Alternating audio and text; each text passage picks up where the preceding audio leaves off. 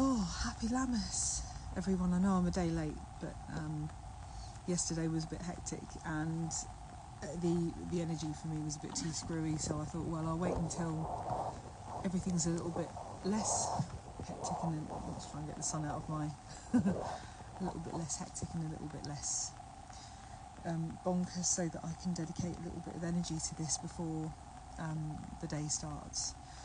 So my noticings for Lammas, it's of course a time of harvest, harvesting those seeds that we've put down, and as an osteopath, as spiritual people, we tend to notice these cycles, but it happens anyway. You know, I treat a lot of farmers and they've all disappeared now.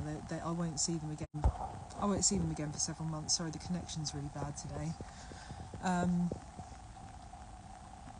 Because they're putting all of their effort and all of their stock into harvesting those seeds that they planted. So we've watched all the fields around here go from this lovely lush green colour as the life comes in the spring to turning into gold.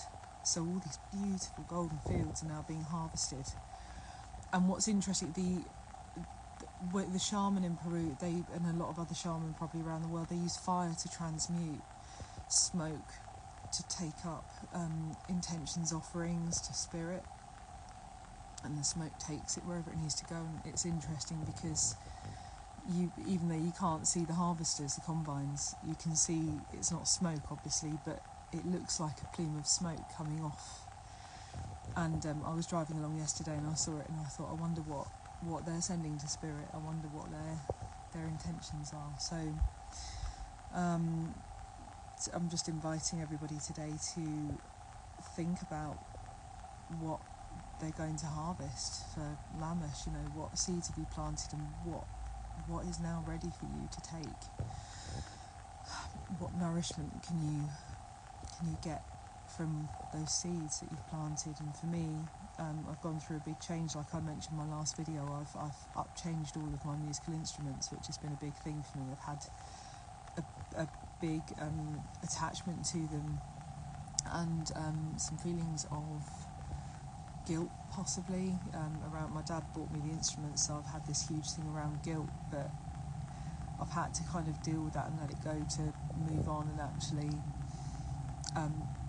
it's interesting, I'm playing my new tenor sax at band and I'm pretty proficient, and I want to step up, and people are noticing now. I'm getting comments, which isn't why I'm doing it, but it's, you know, it's obviously the ripples are being put out, and as always, we put ripples out without the intention to change others. It has an effect anyway. So yeah, and as you can see, I'm in England and we've got sunshine. We've actually got some sunshine. It's amazing. Months and months and months of dire weather, like grey, miserable, cold. Beginning of July we had some autumnal weather come in. It's been really odd, and the plants don't know if they're coming or going. So my poor roses keep flowering and then kind of going, oh no, don't know what's going on now. Best they're not looking too happy. I've been feeding them, but so yeah, back to Lammas really, and what that is about for each and every one of you, and where you're going to find your gold and how you're going to adorn yourself with it. And noticing there is gold everywhere. You know, the sunshine's golden, the fields are golden, the light we put out is golden. So gold it is today, apparently. Yeah. So just a few updates. The cacao cups are coming on really well. That's been another thing actually.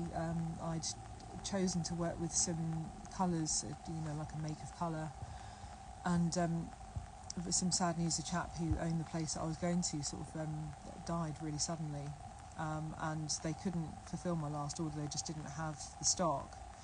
So I took that as a kind of, maybe I shouldn't be working with these sorts of colours.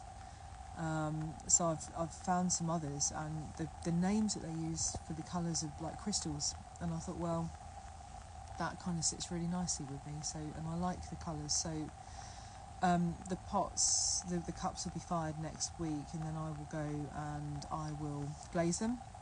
see what these new colours come out like. So you know, if anyone's got any suggestions, I've gone for sort of calm colours because obviously they're going to be used in the ceremony, so it needs to be like a nice calm. There are some amazing reds and oranges, but I'm not sure, along with the colour of the cacao, that's going to look too nice. It's going to be too 1970s orange and brown.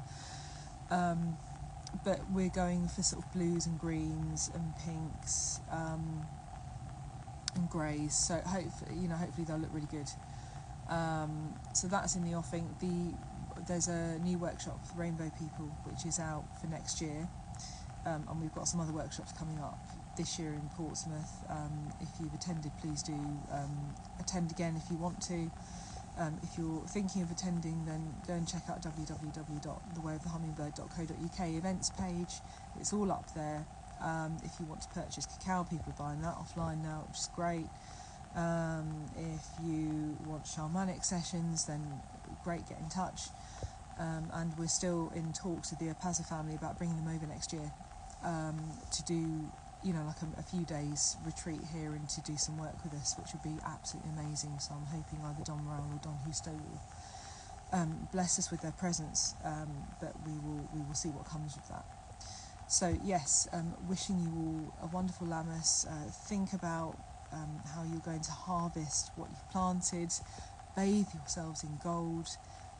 Feel the warmth of the sun and the warmth of the nourishment that you've taken in, and wishing you all the blessings for today. And of course, it was Pachamama Day yesterday, so think about how maybe you could honour Pachamama, our great mother who is always there for us and never leaves us.